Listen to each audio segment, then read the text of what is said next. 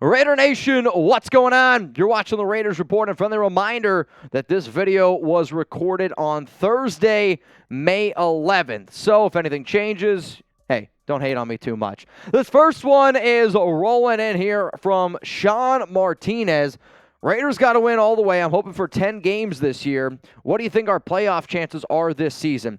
Well, according to Vegas, right now the over-under for the Silver and Black is 7.5 games, and the only reason why I'm tempted to bet the over on that is because the Raiders last year won 6 games, okay? But you blew 5 games of 10-plus leads. Like, if you win 3 out of those games, which most teams win 3, like 80% of teams win 3 out of those games, then you go to 9 wins. I am hoping that the Raiders can flirt with 10 wins, 9 wins. I want a competitive season. I don't want to be the worst team in the NFL. Unless Josh McDaniels and Dave Ziegler sign a freaking paper that says, if we're a really bad team, we're going to go out and get Caleb Williams or Drake May. So how about this? I like this question coming in here from Sean. He's one of the GOATs. Predict how many wins the Raiders will have this upcoming season. Look into your crystal balls and give me a prediction. How many wins for the Silver and Black? Let's go to G.A. Patriot. McClendon Curtis, most impactful rookie. I love me some McClendon Curtis. For those that watch this show a lot, he is going to be a very good UDFA. Most impactful rookie. I'm not going to push that narrative as much. If you want a really deep sleeper, though, that could make the 53-man roster. And hell, there's some people who I've talked to that think that he might even start. If that ends up happening, cheers to McClendon. Let's go to Sir Chai. I got to see the Raiders beat. That's right. It's Sierra's husband. We're not going to refer to number 3 as his real name. It is only Sierra's husband. And for those that tuned in during our live show back on Thursday, you would know that the Raiders are playing the Denver Broncos week 1 in Denver. Can't wait. What up, Coach? Do the Raiders offer access to training camp to fans like the Cowboys do? If so, what's the cost? I actually don't think that they do. I think that there are certain days that you can attend and then there's certain days that you can't attend. But overall, like for a lot of beat reporters, they got to take binoculars because they're not even allowed to get that close to the action. The Raiders come from the Patriot cloth where they don't want you to know anything about them. That's why no beat reporters have any sources anymore. Let's go to Levi Towler. Are we beating the Packers this year? Me and my friend, who's a Packers fan, are taking Monday off from work so we can watch the game. Sunday football starts playing at 3 a.m. here in Queensland, Australia. I like to believe that the Raiders are going to win. Week 5 against the Green Bay Packers, Monday Night Football. Going up against Jordan Love. I mean, that team has a lot of question marks. No doubt about it. It's a little bit of a Rich Bisaccia, Josh McDaniels rivalry. Are the Raiders going to win? They are a coin flip every week. And that's just my God-honest truth, man. Let's go to this next one rolling in here on today's mailbag from Derek Williams. What's your gut telling you now on Malcolm Koonce making the roster? Honestly, I don't think he makes the roster. If you want my God-honest opinion on, as I am recording this show right now, do I think he's making the roster? Probably not. He's not a McDaniels guy. The Raiders have brought in a lot of defensive line help. He's buried on that depth chart right now. I like Koonce, and I wish that the Raiders would have given him a chance. But sometimes players who I do think are good don't get put into the right situation. So because of that reason, I will say no. How about this, though? Will Malcolm Koonce make the final 53-man roster? Give me a Y for yes or N for no. And you know what? I'm going to make this the pinned comment on today's show. So scroll on down while you're getting hit with that YouTube ad break and let me know yes or no for Malcolm Koonce making the final 53-man. This next one's rolling in from Eric M. Michael Mayer will have the biggest impact as a rookie. I do think he's going to have himself a hell of an impact. Tyree Wilson, if he's healthy, sneaky name to keep in mind. This one, it's either, to me, this name might be a name that a lot of people might not bring up. I do think Byron Young is going to have a bigger impact than what people are giving him credit for because of the need at defensive tackle. Another very sneaky name, Christopher Smith. Christopher Smith is a very sneaky name. If Trevon Merrick doesn't put up the numbers that they're hoping for, you might see Christopher Smith start sneaking in there at safety. And then the ultimate deep sleeper, well, you said Jade Silvera. What about if it was Aiden O'Connell? Jimmy Garoppolo gets hurt, and we get ourselves a Brock Purdy situation. I don't know. I've seen crazier things. Martin Batista, does Renfrow get traded? I do think that he ends up getting dealt. Yeah, I mean, I would say after June 1st, you're going to see the Raiders start to look at players that they can move on from.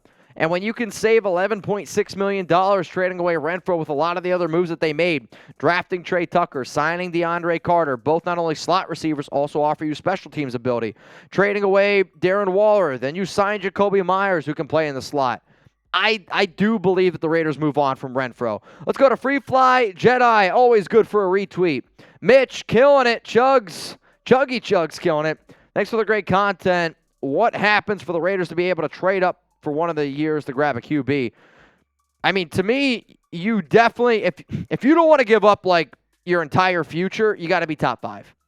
The amount of stock in Drake May and Caleb Williams, it's going to be through the roof. Like, if you thought Carolina giving up a lot was to go to the Bears from 9-1, I would make the argument what Carolina gave up this year to go 9-1 is what a team like the Raiders would have to give up to go 5-1. Like, to me, the number 1, number 2 overall pick in next year's draft, it's going to be high. I would make the argument it would be as high as the year that Robert Griffin went for what he did at the 2nd overall pick. Like, I'm telling you right now, it's going to cost an arm and a leg to go up to the 1st and 2nd overall pick. Now, if you want more draft content next season, we got you covered. Free agency, got you covered. Regular season, we got you covered. If you live by these words, win, lose, or tie, Raider Nation till I die, we're going to be the channel for you. Hit that subscribe button, turn on those noties. That way you never miss anything. Let's go to Dylan. No faith in McDummy. He eats corn the long way. I've heard that there's a t-shirt right now that you can get your hands on. And if you want to get your McDaniels Eats Corn the Long Way shirt, chatsports.com/corn. Let's go to Raiders Party. Mitch, Bleacher Report said the Raiders will cut DeAndre Carter. You seem to like him. Why would this happen? I do like Carter, and I actually don't think that he ends up getting cut. To me, if I'm a Bleacher Report writer, I think that, okay, the Raiders are going to keep Hunter Renfrow, and because they drafted Trey Tucker, that they're going to move on from Carter. Carter, though, brings a lot of special teams value, and if you don't watch a lot of football, then you might not understand that. Carter's ability for this team, his biggest impact will be in special teams. Him and Trey Tucker, special teams. You even look at a guy like Amir Abdullah, offers you some special teams. I don't see the Raiders cutting DeAndre Carter. I really, truly don't. Let's go to Martin, probably sipping on some Earl Grey. Aiden O'Connell certainly should be able to play cold games. I mean, he's from Purdue.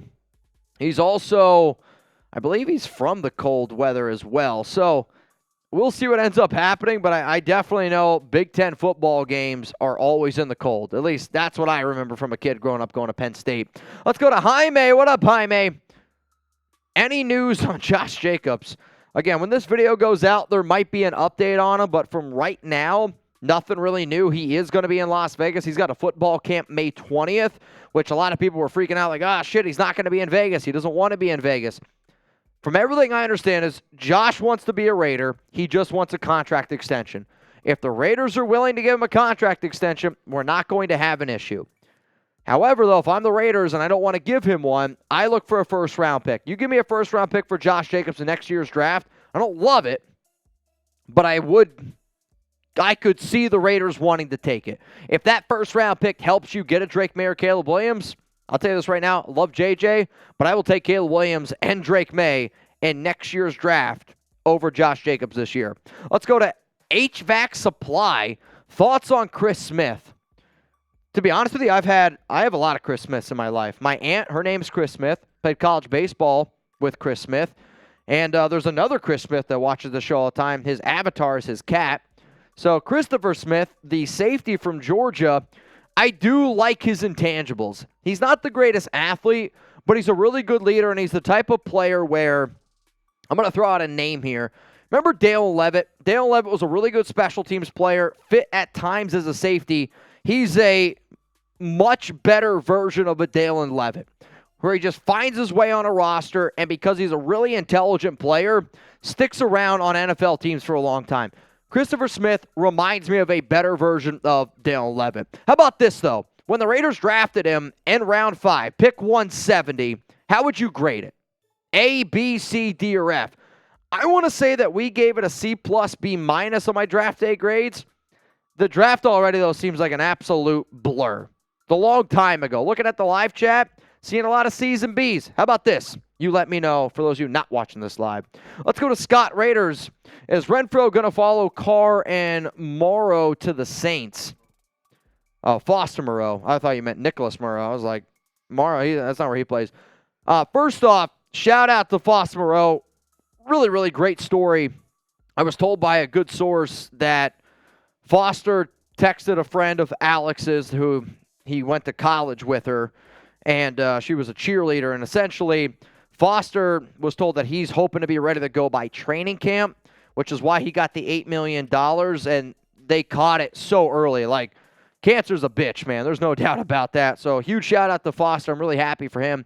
Could I see Renfrow going to D.C. or going to Louisiana with D.C.? Yeah, I could see it. No doubt about it. Let's go to Jeremy Cole. What are the odds that McDummy gets fired if we start off really bad, say, at the bye week? Well, as far as I'm concerned, I don't see when the bye week is yet. I'm looking right now. I'm still, again, when this video is recorded, we don't have the bye week. The Raiders would have to be like, I'm talking 1-8 bad. They want them to get a shot. Like, they want them to try to actually be successful this season. The only, like, positive spin I could go is if the Raiders are really bad underneath McDaniels, and hear me out on this, yeah, it would suck to have him the entire season, but you could see a situation kind of like, you know, what happened with Chicago or Houston. Just let him be bad the whole year. If he's going to be that bad, let him be bad the whole year. It sucks as a fan base, but then, you know, if you get the first overall pick, second overall pick in next year's draft, hell, third, fourth, fifth, you have the opportunity to get your franchise quarterback and a new head coach. Like, it's a very enticing job. Let's go to Ben. What's the best play to secure a guard? To be honest, if this is my God honest truth, I don't think the Raiders need a guard. I don't think that they do.